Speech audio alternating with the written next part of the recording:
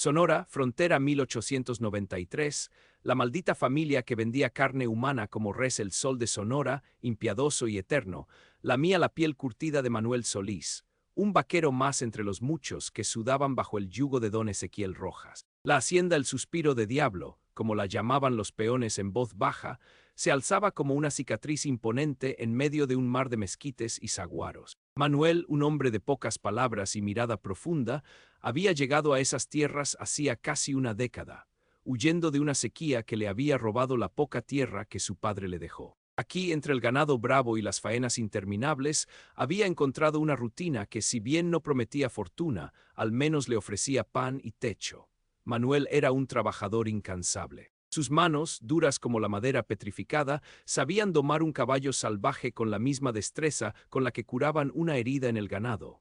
Su vida era sencilla. El amanecer lo encontraba sobre la silla, el atardecer lo devolvía a su humilde jacal de adobe, compartiendo un plato de frijoles con otros vaqueros y los escasos chismes que rompían el monótono silencio del desierto. La frontera con los Estados Unidos estaba a unas leguas, y de vez en cuando el eco de algún tiroteo o el murmullo de contrabandistas se colaba en la noche, pero para Manuel esos eran problemas ajenos. Su mundo se reducía al suspiro de Diablo y a la promesa de un día más. La familia Rojas era el poder en esa región. Don Ezequiel, un hombre grueso de barba cerrada y ojos que parecían pesar sobre el alma, manejaba la hacienda con mano de hierro. Sus hijos, Ricardo y Esteban, eran versiones más jóvenes y brutales de su padre. Se rumoreaba que los Rojas habían amasado su fortuna de maneras no muy santas, pero nadie se atrevía a cuestionarlos. Eran dueños de la tierra, del ganado y en muchos sentidos de la vida de quienes trabajaban para ellos. La carne de sus reses, en particular, era famosa. Tierna, jugosa, con un sabor que muchos consideraban inigualable, se vendía no solo en el pueblo cercano, la tinaja, sino también en los campamentos mineros, y a veces cruzaba la frontera bajo la etiqueta de carne de Sonora de la más alta calidad. La tranquilidad, esa frágil ilusión que Manuel había construido, se hizo añicos con la llegada de Sofía, su hermana menor. Había crecido en un pequeño pueblo, pero la miseria la había empujado a buscar trabajo en la hacienda, como tantas otras muchachas. Manuel no quería que viniera. Sabía la clase de hombres que eran los Rojas, especialmente con las mujeres jóvenes, pero Sofía era terca y la necesidad apremiaba. Fue empleada en la cocina, bajo la supervisión de la vieja Candelaria, una mujer de rostro pétreo que había visto demasiado en esa hacienda. Los primeros meses, Sofía parecía contenta. Había más comida, un techo decente, y el bullicio de la cocina le distraía de la soledad del campo. Manuel la visitaba cuando podía, y ella le contaba de las tareas, del calor de los hornos y de las exigencias de doña Inés, la esposa de don Ezequiel, una mujer tan fría como la piedra. Pero un día Sofía dejó de aparecer. Manuel la buscó en la cocina, en los lavaderos, en el patio. Candelaria le dijo con la voz ronca que Sofía había huido con un gringo, que era lo que hacen estas muchachas cuando ven unos cuantos pesos. Don Ezequiel lo corroboró con un gesto de desdén. Tu hermana era una volada, Solís. Aquí no tenemos tiempo para chiquillas que no saben lo que quieren. Las palabras de los Rojas cayeron sobre Manuel como piedras calientes, pero su corazón, a pesar de la furia, se negaba a creerles. Sofía era ingenua, sí, pero no era una volada. Y más importante aún, no se habría ido sin despedirse de él sin una palabra. El silencio de su hermana lo carcomía. La imagen de Sofía, su risa dulce, sus ojos grandes, se mezclaba ahora con una punzada de angustia que no lo dejaba dormir. La negación de los Rojas, el desinterés de las autoridades locales controladas por el dinero de don Ezequiel solo avivaron la sospecha en el pecho de Manuel. Algo andaba mal, muy mal. Su hermana no se había ido. Algo le había pasado y los Rojas estaban involucrados. La tristeza se transformó en una helada determinación. No haría preguntas. No buscaría ayuda. Actuaría en silencio como un depredador que acecha a su presa. Manuel comenzó a observar, a escuchar, a oler. Prestaba atención a los detalles más insignificantes. Notó que la carnicería de la hacienda, a pesar de su tamaño, rara vez tenía el hedor rancio que se acumulaba en otros mataderos. Había una limpieza casi obsesiva. También observó que la carne especial de los Rojas, la que tenía ese sabor inigualable, no siempre venía de la manada. A veces, en las noches más oscuras, veía a Ricardo y Esteban moviéndose con sigilo hacia un viejo establo apartado, cerca de los corrales de cerdos. Las luces parpadeaban allí durante horas, y un humo denso y dulzón, diferente al de la quema de estiércol o leña, se elevaba hacia la luna. Una noche, mientras todos dormían, Manuel se arrastró hacia el establo. El candado estaba cerrado, pero una rendija en la madera le permitió asomarse. Lo que vio heló la sangre en sus venas, detuvo su respiración. Colgadas de ganchos, como si fueran reses, había siluetas que, a la luz tenue de un farol, no parecían de animal. Había utensilios, herramientas, mesas manchadas. Y un olor, ese olor dulzón que ahora reconocía como el de la sangre coagulada, el de la muerte más profunda. No pudo ver con claridad los detalles, pero la forma de los cuerpos, la desnudez, el tamaño, su estómago se retorció. Se alejó deprisa, su mente en un torbellino, el corazón latiéndole como un tambor chamán. La imagen de Sofía regresó, pero esta vez con una claridad espantosa. La carne especial de los Rojas, el secreto de su fortuna, el porqué de la desaparición de tantas personas sin dejar rastro. Los accidentes en la mina cercana que eran barridos bajo la alfombra, la verdad era un monstruo que devoraba su alma. Los Rojas no vendían carne de res, vendían carne humana. Sofía, su pequeña y dulce Sofía, era una de las reses de esa maldita familia. El dolor fue tan inmenso que Manuel no lo sintió. Solo quedó un vacío helado y una furia silenciosa que lo consumía. No lloró, no gritó. Se prometió a sí mismo que cada Rojas, cada persona involucrada en esa abominación, pagaría. Pero no sería con una bala en la noche o un cuchillo en la oscuridad. Sería una venganza lenta, inteligente, que desenterraría su infamia para que todo el mundo la viera, que los destruiría desde adentro sin dejarles escape ni honor. Manuel, el vaquero silencioso, se convirtió en un espectro vigilante. Estudió los hábitos de los Rojas, las rutas de su carne, los clientes a quienes la vendían. Sabía que la policía estaba comprada, que la ley era sorda a los gritos de los pobres, necesitaba otra clase de justicia, una justicia del desierto brutal y sin piedad. Lo primero fue su coartada. Siguió trabajando con la misma diligencia, sin dejar traslucir el infierno que ardía en su interior. Los Rojas, confiados en su poder y en la discreción de sus crímenes, no sospechaban nada del vaquero que les servía. Manuel observó cómo los hermanos Ricardo y Esteban eran los principales encargados de la carnicería especial. Ellos despostaban, ellos preparaban, ellos supervisaban la entrega. La vieja Candelaria, pensó, sabía más de lo que decía. Quizás era cómplice o quizás estaba tan aterrorizada que había elegido el silencio. La venganza de Manuel comenzó con pequeñas sutilezas. Sabía que el sabor de la carne humana era diferente, a veces más dulce, más tierna, pero también con una textura particular que, para un paladar experimentado, podría resultar extraña. Los Rojas usaban especias fuertes y técnicas de cocción específicas para disimularlo. Manuel, que había aprendido los trucos del oficio de carnicero en sus tiempos de peón, empezó a manipular las entregas. Un día, mientras preparaban un envío grande para un campamento minero donde los hombres no eran tan exigentes, Manuel se las ingenió para sustituir una parte del cargamento especial por carne de res vieja y dura, pero no sin antes haber dejado, de forma casi imperceptible, pequeños fragmentos de hueso humano en ella. Falanges diminutas, trozos de mandíbula imposibles de confundir con los de un animal. No serían suficientes para una denuncia inmediata, pero sembrarían la duda. Lo más importante era que Manuel había aprendido a reconocer el patrón de corte de los Rojas. Ellos troceaban la carne de una manera particular para ocultar su origen. Él replicó ese patrón en la carne de res para que pareciera que era parte de su producto. No pasó mucho tiempo antes de que los rumores empezaran a circular. En el campamento minero, varios trabajadores se habían quejado del mal sabor de la carne, de una extraña dureza, y lo más perturbador, uno de ellos juró haber encontrado un diente humano entre los trozos de estofado. Brujería, gritaban algunos, los Rojas están malditos, decían otros. Don Ezequiel desestimó los rumores como tonterías de borrachos, pero el campamento minero, un cliente importante, disminuyó sus pedidos. Manuel escaló sus acciones. Sabía que la reputación lo era todo en el desierto. La siguiente fase fue más arriesgada. Había un pequeño grupo de gringos que cruzaban la frontera de vez en cuando, comerciantes y forajidos, que compraban la carne de los Rojas para revenderla en pequeños poblados al otro lado. Eran hombres sin escrúpulos, pero también tenían sus propios códigos. Manuel, con una audacia fría, interceptó uno de los cargamentos. Con gran maestría, usando sus habilidades como rastreador, desvió el carro y reemplazó la mitad de la carne con cortes de cerdo.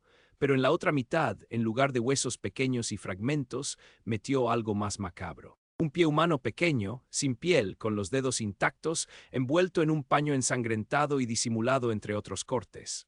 Los gringos, al descubrir la atrocidad al otro lado de la frontera, no gritaron brujería. Gritaron asesinos. La noticia, aunque distorsionada, llegó a oídos de un sheriff del lado americano, que aunque corrupto, no podía ignorar un crimen de tal magnitud. Empezaron a circular historias sobre los carniceros de Sonora que vendían Lone Pig.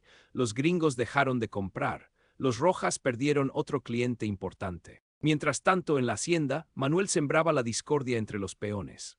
De noche se acercaba a los jacales, susurraba historias de fantasmas, de almas en pena que vagaban por el establo apartado, del mal olor que a veces salía de allí, de los niños que habían desaparecido de los pueblos vecinos. Dicen que la tierra de los Rojas está maldita, murmuraba, que sus fortunas están construidas sobre huesos.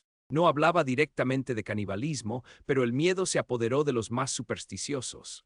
Algunos peones empezaron a abandonar la hacienda, temiendo una maldición. Don Ezequiel y sus hijos estaban furiosos, pero no podían señalar a nadie. Solo veían una inexplicable mala racha.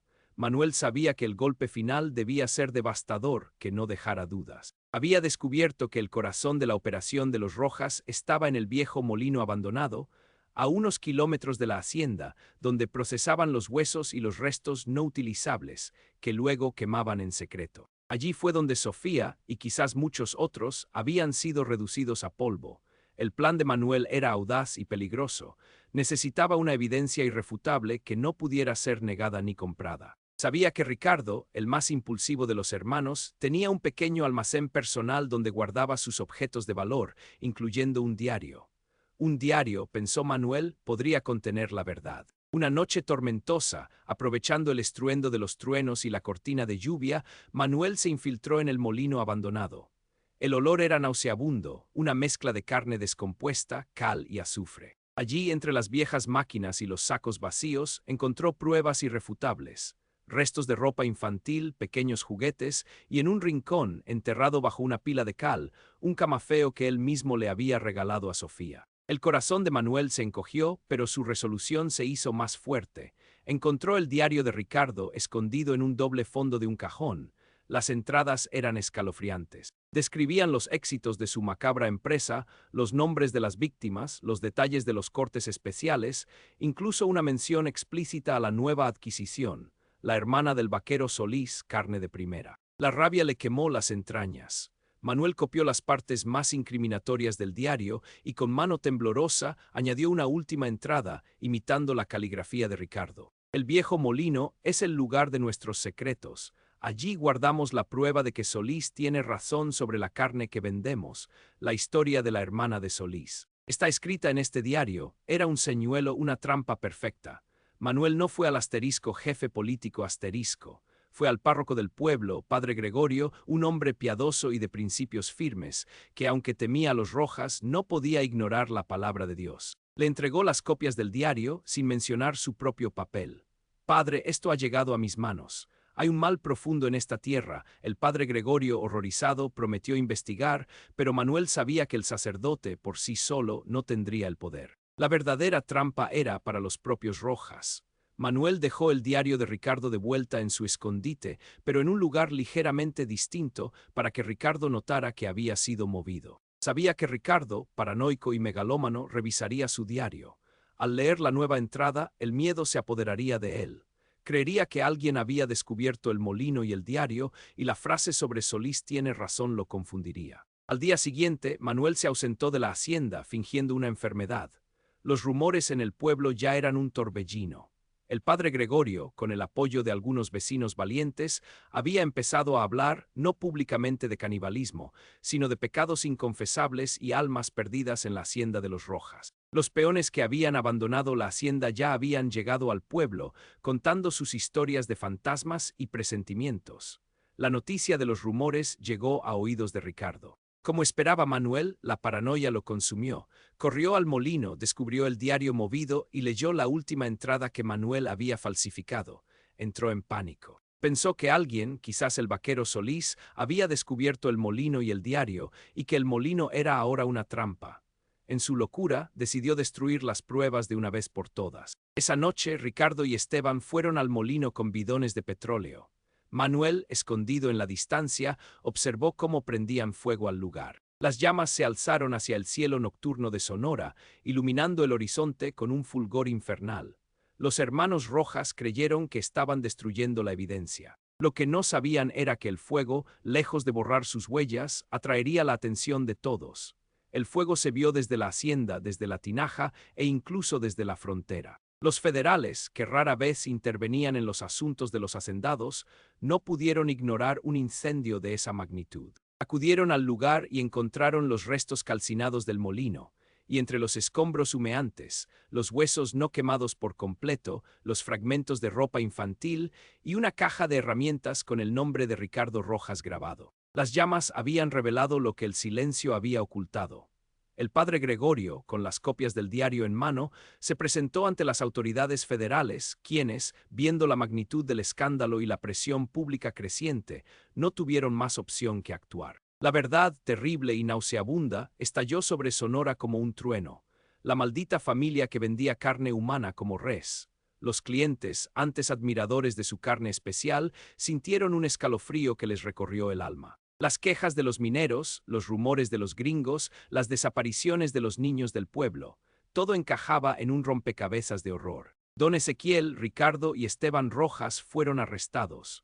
No hubo juicio formal, no en el desierto de 1893 para crímenes de esa naturaleza. La turba, enloquecida por la revelación de la atrocidad, se reunió frente a la cárcel improvisada en la tinaja. Los gritos de asesinos, caníbales, monstruos llenaron el aire. Lo que siguió fue un linchamiento brutal, una justicia rápida y salvaje dictada por la furia popular, un eco oscuro de las prácticas más primitivas. Sus cuerpos, desmembrados y profanados, fueron colgados de los mezquites a las afueras del pueblo, para que sirvieran de macabra advertencia. Doña Inés, la fría esposa, enloqueció, muriendo en un sanatorio de la capital, consumida por la culpa y el horror. La hacienda El Suspiro de Diablo fue incendiada por los peones, que con gritos de venganza purgaron la tierra de su maldad. Manuel Solís, el vaquero silencioso, observó la destrucción desde la distancia. La venganza estaba cumplida.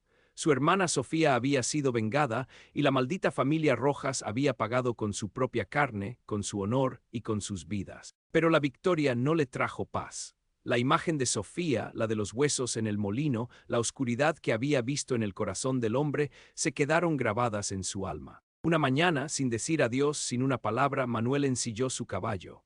Se dirigió hacia el norte, hacia el vasto e inhóspito desierto, buscando una nueva vida o tal vez buscando olvidar. Se perdió entre los senderos polvorientos, su figura desdibujándose bajo el sol inclemente, dejando atrás la leyenda de los Rojas, una historia macabra que nunca debió salir a la luz, pero que el desierto, en su silencio, se encargó de contar. La maldición de la carne humana, ese secreto inconfesable, se había llevado a todos, dejando solo cenizas y un eco de horror en el viento de Sonora. Asterisco asterisco conteo de caracteres, incluyendo espacios, 30.897 asterisco asterisco.